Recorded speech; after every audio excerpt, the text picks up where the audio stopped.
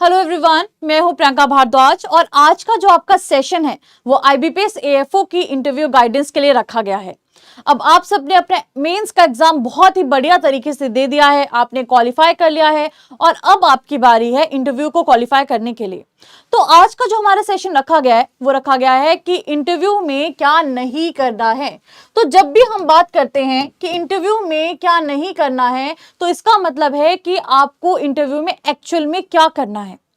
तो जैसा कि हम आईबीपीएस एएफओ के इंटरव्यू की बात करें तो आप सबको पता है कि किसी भी क्वेश्चन में अगर हम बात करते हैं इंटरव्यू के टाइम पे जो पहला सवाल पूछा जाता है वो पूछा जाता है इंट्रोडक्शन, कि हमें अपने बारे में बताइए।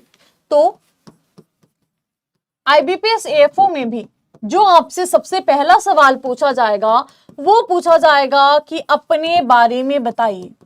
अब देखिए, आपके बारे में आपसे बेहतर कोई नहीं जानता है, ये आप सबको पता है, लेकिन अपने बारे में भी कुछ इस तरह से बताना है कि वो बिल्कुल शॉर्ट हो, क्रिस्प हो और जो लंबी स्टेटमेंट्स हैं उन्हें आप अवॉइड करिए कि बहुत लंबा इंट्रोडक्शन नहीं होना चाहिए।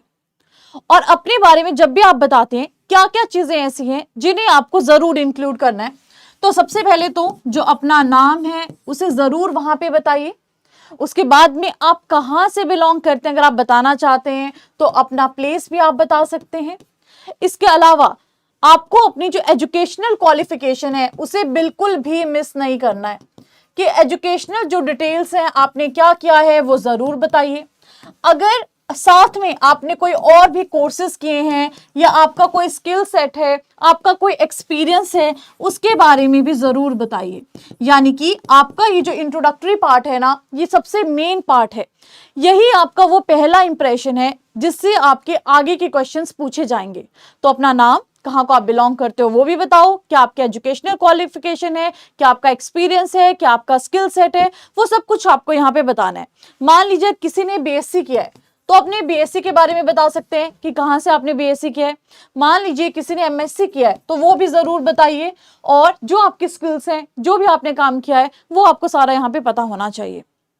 नाउ जब एक बार आप अपना इंटरव्यू का अगर हम बात करते हैं इस क्वेश्चन को प्रिपेयर करते हो तो ऐसा नहीं है कि एक बार आपने कहीं पे पेज में इसको लिख लिया और उसके बाद में रोज पढ़ रहे हैं। इसको प्रैक्टिस करना बहुत जरूरी है। अपना जो इंट्रोडक्शन है शॉर्ट होना चाहिए, क्रिस्प होना चाहिए, इंफॉर्मेटिव होना चाहिए। इंट्रोडक्शन ऐसा होना चाहिए जहां पे आपके बारे में सब कुछ पैनल को पता चल जाए, राइट। कोशिश करिए बहुत पर्सनल डिटेल्स में मत जाइए, जैसे अपनी एज बताने की आपको इतनी नीड नहीं है, अपना मैरिटल स्टेटस बताने की नीड नहीं है, लेकिन जिस चीज से उनको मतलब है वो चीज आपको यहाँ पे बतानी है, राइट। दूसरे अगर हम सवाल की यहाँ पे बात करते हैं, जैसे कि आप जहां को भी बिलोंग करते हो, जो भी आपने अपना प्लेस बताया, जहां से भी आप हो उस प्लेस के बारे में आपको कंप्लीट इंफॉर्मेशन पता होनी चाहिए। इसके बारे में जरूर पढ़ के जाएं।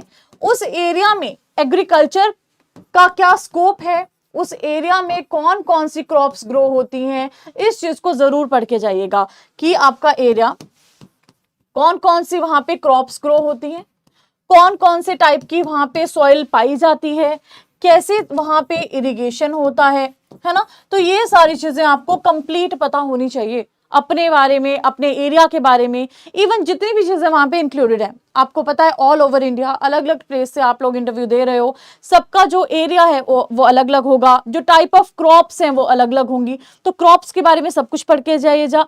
इसके अलावा क्रॉप्स के बारे में सब कुछ पढ़ के जाइएगा, जो भी वहां पे इरिगेशन सिस्टम फॉलो होता है उसके बारे में पढ़ के जाइएगा, और उसके अलावा जो भी टेक्निक्स आप अपनी क्रॉप में फॉलो करते हो उसके बारे में पढ़ के जाइएगा। ये सारी चीजें आपको आनी चाहिए, राइट। इसके अलावा अगर हम बात करते हैं, अगर मान लीजिए बहुत सारे बच्चे ऐसे होंगे जिनके घर पे अपनी लैंड होगी या जहां पे आप किसी पर्टिकुलर टाइप की किसी क्रॉप की खेती करते होंगे, तो कितना फर्टिलाइजर डालते हो, कितना मैन्योर डालते हो, ये सारी हल्की हल्की बेसिक बेसिक चीजें जो होती है ना, प्रैक्टिकल नॉलेज जो होती है उसको जरूर लेके जाइएगा अपने साथ। इनके पॉइंट्स बना लीजिएगा और आपको पता होना चाहिए कि वहां पे क्या क्या होता है।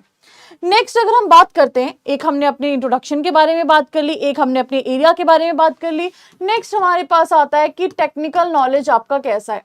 तो जो आपका एग्रीकल्चरल नॉलेज है वो भी आपको होना चाहिए, टेक्निकल चीजें आपको पता होनी चाहिए, और एग्रीकल्चर से रिलेटेड जितनी भी करंट में स्कीम्स चल रही हैं वो आपको सारी पता होनी चाहिए। क्योंकि उन्हें एग्रीकल्चर का प्रोफेशनल तो चाहिए, लेकिन ऐसा प्रोफेशनल चाहिए जो अब बैंकिंग सेक्टर में आने वाला है, या ऐसा प्रोफेशनल चाहिए जो अब जाके आगे जाके बैंकिंग ऑफिसर बनने वाला है। तो आपको जो बैंकिंग से रिलेटेड टर्म्स होती हैं वो सारी आपको पता होनी चाहिए, राइट। एफडी है, ठीक है, इसके बारे में पता होना चाहिए, लोन्स के बारे में पता होना चाहिए, ठीक है, ये सारी चीजें आपको पता होनी चाहिए। यानी कि बैंकिंग रिलेटेड जितना भी अवेयरनेस है इसके सारे के बारे में आपको पता होना चाहिए। एग्रीकल्चर पोर्शन की अगर हम बात करते हैं, एग्रीकल्चर नॉलेज तो आपकी होगी ही, और आपने क्योंकि मेंस का एग्जाम दिया है तो आपकी प्रिपरेशन उसकी अच्छी खासी रही होगी। इसके अलावा करंट में जो भी स्कीम्स चल रही हैं किसानों को लेकर, जो किसानों को बेनिफिट करती है, कितना उसमें किसानों को अमाउंट प्रोवाइड किया जाता है, क्या क्या उसके फायदे हैं, क्या उसकी लिमिट्स हैं, ये सारा आपको पता होना चाहिए। कोई अगर कार्ड किसानों के लिए बना है वो कैसा कार्ड है, ये सारी चीजें अपने इंटरव्यू के लिए जरूर प्रिपेयर करके जाइएगा। और ये सारी चीजें आपकी एंड मोमेंट पे प्रिपेयर नहीं होंगी, तो आपको अभी से ये सारी तैयारी बिल्कुल पक्की करनी पड़ेगी कि कौन कौन सी ऐसी चीजें हैं जिसे हमें पढ़ के जाना है। तो बैंकिंग अवेयरनेस का होना बहुत बहुत जरूरी है, क्योंकि आप इसी सेक्टर में आगे जाने वाले हो। और एक बहुत कॉमन सवाल जो आपसे इंटरव्यू में पूछा जाता है कि आप यहाँ पे बैंकिंग सेक्टर को क्यों ज्वाइन करना चाहते हो, तो इसका भी आपको आंसर एक बहुत ही बढ़िया तरीके से देना है कि आप इसको क्यों ज्वाइन करना चाहते हो, क्या आपके इंटरेस्ट हैं जिसकी वजह से आप बैंकिंग ऑफिसर बनना चाहते हो, राइट। इसके अलावा अगर हम बात करते हैं तो आपका एचआर राउंड भी होता है, तो उसके लिए भी आपको खुद को क्या करना है, प्रिपेयर करना है। अब ये सारी बातें आपको सिद्धेश्वर सर बहुत अच्छे से डिटेल में बताएंगे, मैंने तो अभी सिर्फ बेसिक की शुरुआत की है। नाउ अगर हम आगे बात करते हैं कि कौन कौन सी ऐसी चीजें हैं जो आपको बिल्कुल ध्यान में रखनी है इंटरव्यू के लिए, तो देखिए सबसे पहली चीज, जब आप इंटरव्यू में जाते हैं तो जब भी आप दरवाजे से एंट्री लेंगे ना, हमेशा नॉक करके और परमिशन लेके अंदर आइए। ऐसा नहीं है कि डायरेक्ट एंट्री ले रहे हैं या आपका बहुत ज्यादा वहां पे जैसे हड़बड़ाहट दिखाई दे रही है, वैसा नहीं होना चाहिए। बिल्कुल काम होके जाना है, बिल्कुल कंपोज्ड होके जाना है और सेल्फ कॉन्फिडेंस के साथ में जाना है, आत्मविश्वास के साथ में जाना है। वो आत्मविश्वास कहां से आएगा, जब आप डेली बोलने की प्रैक्टिस करेंगे, प्रॉपर कम्युनिकेशन करिए, प्रॉपर बोलने की कोशिश करिए, शीशे के आगे बात करिए, लोगों के साथ में बात करिए, और आपका जो बेसिकली सेल्फ कॉन्फिडेंस है वो डेफिनेटली वहां पे डेवलप होगा। Now coming to the point कि आप जब दरवाजे से एंट्री लेते हैं तो वहां पे आपको बहुत ही काम तरीके से एंट्री लेनी है। अगर आपको बैठना भी है तो पूछ के बैठिए, पूछ के सीट लीजिए वहां पे, और वहां पे नर्वस एक्ट नहीं करना है। बहुत सारे लोग क्या करते हैं, उनके जो फिंगर मूवमेंट्स है वो चीजें बता देती है, लाइक नर्वसनेस में अपने हाथ पैर ऐसे चलाते रहेंगे या हिलते रहेंगे, वैसा नहीं करना है। बिल्कुल प्रॉपर पोस्चर में, बिल्कुल सीधे होकर आपको सीट पे बैठना है और बिल्कुल प्रॉपर पोस्चर में वहां बैठना है। अपना जो सिटिंग पोजीशन होना चाहिए आपका बिल्कुल सही होना चाहिए, परमिशन के बिना नहीं बैठना है। नर्वस बॉडी लैंग्वेज को बिल्कुल अवॉइड करिए। नाउ अगर आपसे कोई इंटरव्यूअर वहां पे पैनल अब क्वेश्चंस पूछना शुरू करेंगे तो नर्वस नहीं होना है और बहुत ज्यादा नहीं बोलना है, इवन बहुत कम भी नहीं बोलना है। यानी कि जितना बोलना है सही बोलना है, लिमिटेड बोलो लेकिन अच्छे से अपनी चीज को प्रेजेंट करिए। बहुत ज्यादा बोलने की कोशिश नहीं करनी है और बहुत ओवर कॉन्फिडेंस में भी इंटरव्यू और रूम में नहीं जाना है, ठीक है। तो आपका जो कॉन्फिडेंस है ना वो प्रॉपर कॉन्फिडेंस के साथ में जाना है, ओवर कॉन्फिडेंट होके नहीं जाना है, अंडर कॉन्फिडेंट होके नहीं जाना है। और ट्राई करिए कि आप जब आपसे क्वेश्चन पूछा जाता है उसमें झूठ ना बोलें। देखिए जो ऑनेस्टी होती है ना, ऑनेस्टी सबसे बेस्ट पॉलिसी होता है, आप सबको पता है। तो ऑनेस्ट रहिए अपने को लेकर, अपनी बातों को लेकर, और फ्रेम करके चलिए चीजों को कि अगर ये क्वेश्चंस इंटरव्यू में बहुत कॉमनली पूछे जाते हैं तो क्या क्या मुझे आगे जाके आंसर्स देने हैं। नाउ अब मान लीजिए आपसे उन्होंने कोई क्वेश्चन पूछा है, मान लीजिए वो आपसे केसीसी पे क्वेश्चंस पूछ रहे हैं। अब आपने इसके बारे में सब कुछ पढ़ के रखा है, तो ओवर एक्साइटेड मत हो जाइए कि मैंने सब कुछ पढ़ के रखा है, मैं फटाफट से इसका आंसर दूंगा। पहले इंटरव्यूअर को अपना जो क्वेश्चन है पैनल को कंप्लीट करने दीजिए, उसके बाद में ही उस चीज का आंसर करिए। पहले ही इंटरव्यू को इंटरप्ट मत करिए, बीच में बोलने मत लग जाइए। पहले उनका सेंटेंस पूरा कंप्लीट होने दीजिए, उसके बाद में ही आपको अपनी बात को आगे रखना है। अब जैसे हम बात कर रहे थे कि आपको चीजों को प्रिपेयर करके जाना है, लेकिन प्रिपेयर करने का मतलब ये नहीं है कि आप आंसर्स को रट्टा मार के जाएंगे। चीजों को समझिए और उसके बाद में अपनी चीजों को अपनी समझ के साथ में, अपनी सूझ के साथ में आगे एक्सप्रेस करिए। और जैसा कि आप सबको पता है अभी तक तो कि अगर आप किसी भी इंटरव्यू के लिए जाते हैं तो कैजुअल ड्रेस होके बिल्कुल भी मत जाइए, प्रॉपर प्रोफेशनल कपड़ों में आपको इंटरव्यू देने अपना जाना है, ठीक है जी। नाउ नेक्स्ट बात अगर हम करते हैं तो नेक्स्ट है कि आप वहां पे आपको फोकस ये रखना है कि जो भी आप आंसर दे रहे हैं ना, अपनी स्ट्रेंथ्स के साथ में आंसर करिए। जो भी क्वेश्चन का आंसर दे रहे हो वहां पे दिखना चाहिए कि आपकी स्ट्रेंथ क्या है, ये नहीं दिखना चाहिए कि आपकी नीड क्या है, आपकी स्ट्रेंथ वहां पे दिखाई देनी चाहिए। अब कोई भी आप वहां पे आंसर कर रहे हो, जैसे मान लीजिए आपसे पूछा गया कि हाउ आर यू, तो अगर आप ये आंसर कर रहे हो तो बहुत सीरियस मोड में मत करिए, एक नॉर्मल हल्की स्माइल के साथ में आंसर करना है। बहुत ज्यादा ब्रॉड स्माइल भी नहीं होनी चाहिए, लेकिन एक नॉर्मल हल्की मुस्कुराहट के साथ में आंसर देंगे तो जो माहौल है वो आपका लाइट रहेगा वहां पे भी। अगली बात अगर हम करते हैं, जैसा हमने कहा कि क्वेश्चंस को और आंसर्स को वर्ड बाय वर्ड रट्टा नहीं मारना है। अगर आप रट्टा मारेंगे तो डेफिनेटली वहां पे आपको प्रॉब्लम होगी, क्योंकि एक वर्ड कुछ और याद आएगा, दूसरा वर्ड कुछ और याद आएगा। अब कई बार क्या होता है, जैसे आपसे कुछ क्वेश्चन पूछ लिया जाता है, आपको कई बार लगता है कि ये क्वेश्चन में थोड़ा सा हो सकता है गड़बड़ है, तो वहां पे लड़ने नहीं लग जाना है, आर्ग्यू बिल्कुल भी नहीं करना है। अगर आपको लगता है कि इस क्वेश्चन में कुछ गड़बड़ है या कुछ भी ऐसा लगता है, तो जो भी आंसर आपको करना है वो बिल्कुल ही पोलाइटली आपको आंसर करना है, बिल्कुल नम्रता के साथ में आंसर करना है, बिल्कुल पोलाइट वे में वहां पे आंसर करिए कि as far as I know, जितना मुझे पता है उसके अकॉर्डिंग ये चीज ऐसे है। ठीक है, ऐसा नहीं है कि वहां लड़ने लगे कि नहीं नहीं ऐसा ही होता है, ऐसा ही होता है, वैसा नहीं करना है। वहां पे अपना जो एटीट्यूड है ना, बिल्कुल पॉजिटिव लेके जाना है। जैसा कि मैंने यहां पे भी लिखा है do not forget to smile, यहां पे भी लिखा है do not forget to smile, कि आपको हल्की मुस्कुराहट वहां पे थोड़ी सी रखनी ही रखनी है। और अपने आंसर्स को कोशिश करिए बहुत ही काम वे में आप वहां पे आंसर्स करें, है ना। और सबसे बड़ी बात, जब आप इंटरव्यू के लिए जाते हैं तो हमेशा एक पॉजिटिव माइंडसेट के साथ में जाना है। अगर आपको लगता है बीच में कि मुझे किसी क्वेश्चन का आंसर नहीं पता है, या कोई आंसर ऐसा है जो इसके बारे में मैं श्योर नहीं हूं, तो गलत मत बोलिए। जो बोलना है बिल्कुल सही बोलना है।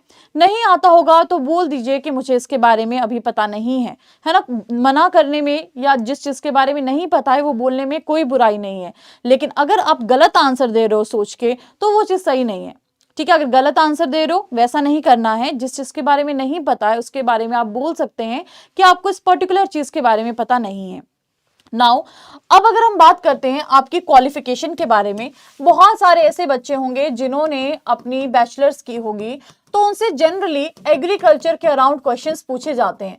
तो अगर आपने अपना ईएलपी किसी पर्टिकुलर फील्ड में किया है, जो आपका एक्सपीरियंस लर्निंग प्रोग्राम है किसी पर्टिकुलर चीज में किया है, उसके बारे में अच्छे से आपको पता होना चाहिए। आपने काम किया होता है, आपको एक्सपीरियंसेस होते हैं, तो आपको पता ही होता है इस बारे में। और अगर हम बात करते हैं आपने एमएससी किसी पर्टिकुलर फील्ड में किया है, तो आपको अपना जो रिसर्च का टॉपिक है वो तो बहुत अच्छे से पढ़ना है, जो आपका सब्जेक्ट है वो बहुत अच्छे से पढ़ के जाना है। मान लीजिए किसी का एमएससी प्लांट पैथोलॉजी में है, किसी का एमएससी सीड टेक में है, किसी का एमएससी किसी और फील्ड में है। जिस भी फील्ड में आपका एमएससी है, वहां का जो रिसर्च का आपका टॉपिक था उसे जरूर पढ़ के जाइएगा। क्या आपने रिसर्च की वो आपको पता होना चाहिए, क्या उसके आउटकम आए, क्या आपके रिजल्ट आए वो आपको पता होना चाहिए। जिस टॉपिक पे आपने रिसर्च किया है उस टॉपिक के बारे में आपको कंप्लीट डिटेल्स पता होनी चाहिए। देखिए ये श्योर नहीं होता कि किसका इंटरव्यू कितनी देर चलेगा, कईयों का 10 मिनट चलेगा, कईयों का 5 मिनट चलेगा, कईयों का 7 मिनट चलेगा, कईयों का बहुत लेट भी चलता है। लेकिन आपको ये सोच के जाना है कि इतने 5 से 7 मिनट जितनी देर भी मैं अंदर बैठूंगा, मैं बिल्कुल काम तरीके के साथ में जितने भी मेरे आंसर्स पॉसिबल बेस्ट हो पाएंगे उतने बेस्ट आंसर करूंगा। और जो भी आप वहां पे आंसर करेंगे अवॉइड करिए बहुत लॉन्ग स्टेटमेंट्स और कहानियां नहीं पढ़नी है। जितना शॉर्ट, जितना क्रिस्प, जितना टेक्निकल आंसर देंगे और जितनी ऑनेस्टी के साथ में आंसर देंगे उतना बेहतर रहेगा। अब आपको ये तो पता चल गया है कि आपके बारे में पता होना चाहिए, आपको आपके एरिया के बारे में पता होना चाहिए, आपको जो एग्रीकल्चर टेक्निकल फील्ड है उसके बारे में पता होना चाहिए, बैंकिंग अवेयरनेस के बारे में पता होना चाहिए, और करंट अफेयर्स के बारे में या करंट में जो चीजें चल रही है उनके बारे में भी पता होना चाहिए। तो जो करंट अफेयर्स हैं थोड़ा बहुत पढ़ लेना, ये सारा जितनी मैं चीजें बता रही हूँ आपको, करंट अफेयर्स के बारे में सब कुछ पता होना चाहिए कि करंट में एग्रीकल्चर में क्या चल रहा है। इवन आपने देखा होगा कि जैसे हम एमएसपी की बात करते हैं, मिनिमम सपोर्ट प्राइस की बात करते हैं, वो कौन सी क्रॉप के लिए कितना है ये आपको पता होना चाहिए। जैसे मान लीजिए अभी आजकल हाइलाइट्स में जो ड्राफ्ट सीड बिल है वो काफी हाइलाइट्स में था, तो इसके बारे में आपको पता होना चाहिए। जो पहले वाला बिल था वो क्या बोलता था इसके बारे में आपको पता होना चाहिए। ठीक है, हाल ही में अगर किसी को मान लीजिए जीआई टैग मिला है, तो किसे जीआई टैग मिला है, किस चीज के लिए जीआई टैग मिला है, ये आपको पता होना चाहिए।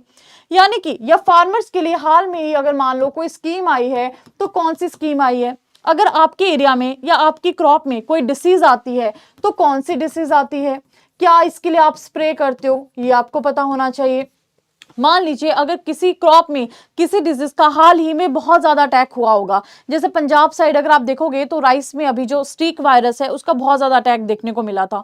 तो आपको थोड़ा सा आइडिया होना चाहिए कि आपके एरिया में अगर किसी क्रॉप में कोई डिसीज आई है तो कौन सी डिजीज है, क्या लॉसेज आपको देखने को मिल रहे हैं।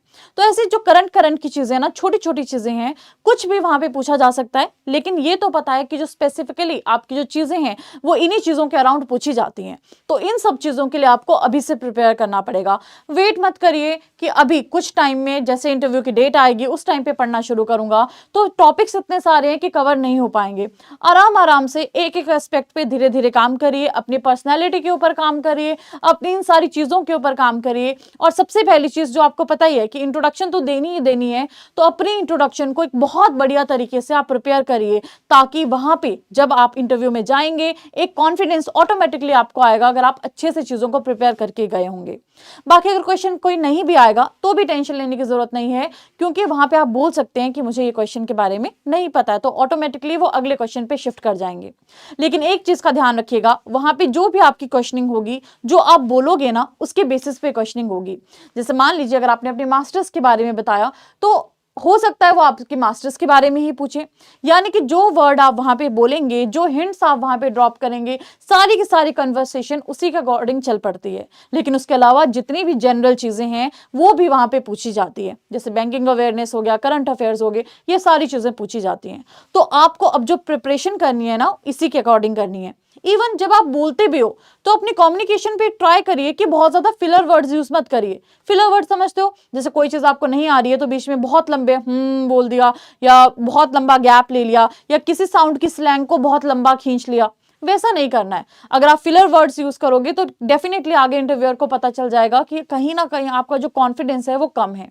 तो वैसा नहीं करना है। कोशिश करिए जितना नॉर्मल तरीके से जाएंगे, जितना अपने माइंड को काम करके जाएंगे, उतना बढ़िया आपको वहां पे रहेगा। जितना अपने ऊपर काम करेंगे उतना बढ़िया रिजल्ट आपको आगे देखने को मिलेंगे। तो कोशिश करिए इस इंटरव्यू में अपना 100% और अपना 100% देने की।